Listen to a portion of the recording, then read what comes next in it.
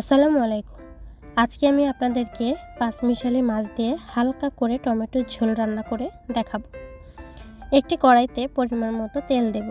তেলটা ভালোভাবে গরম হয়ে গেলে কিছু পরিমাণ রসুন কুচি আর পেঁয়াজ কুচি দিয়ে দেব। এই পেঁয়াজ আর রসুনটা আমি হালকা বাদামি রং না হওয়া পর্যন্ত ভালোভাবে ভেজে নেব। পেঁয়াজ আর রসুনটা যখন ভালোভাবে ভাজা হয়ে যাবে তখন আমি এর সাথে কিছু পরিমাণ টমেটো দিয়ে দেব।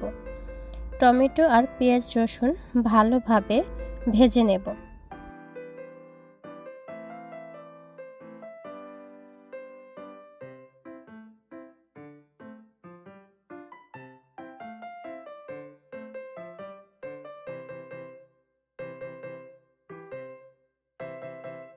ভালোভাবে ভাজা হয়ে গেলে স্বাদ অনুযায়ী লবণ দেব, পরিমাণ মতো হলুদ গুঁড়ো দেব।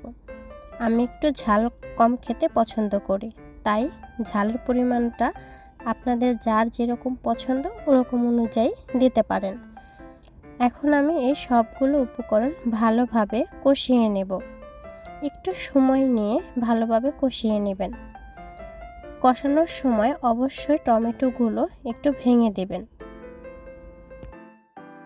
ভালোভাবে কষানো হয়ে গেলে অল্প একটু পানি দিয়ে দেব। পানি দিয়ে ভালোভাবে এটাকে একটু সময় নিয়ে কষিয়ে নেব।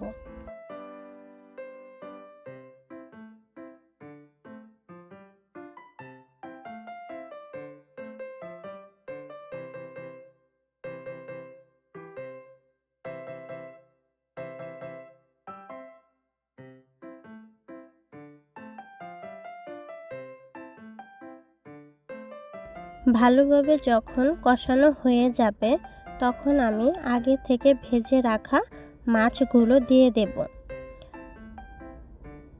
মাছগুলো দিয়ে ভালোভাবে আরেকটু ভেজে নেব, যাতে মশলাগুলো মাছের সাথে ভালোভাবে মিশে যায়।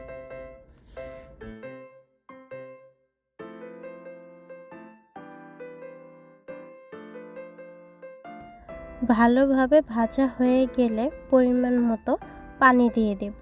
পানি দিয়ে আমরা কিছু সময় এটাকে রান্না করব।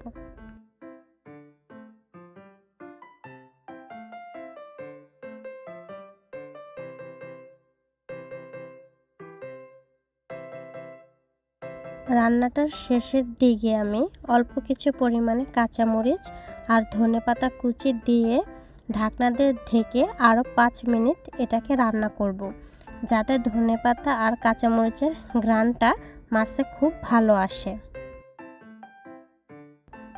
আমার এই ভিডিওটি যদি আপনাদের ভালো লেগে থাকে অবশ্যই বাসায় একদিন বানিয়ে খাবেন আর আমাকে কমেন্ট করে জানাবেন কেমন হলো। ধন্যবাদ, ভালো থাকবেন।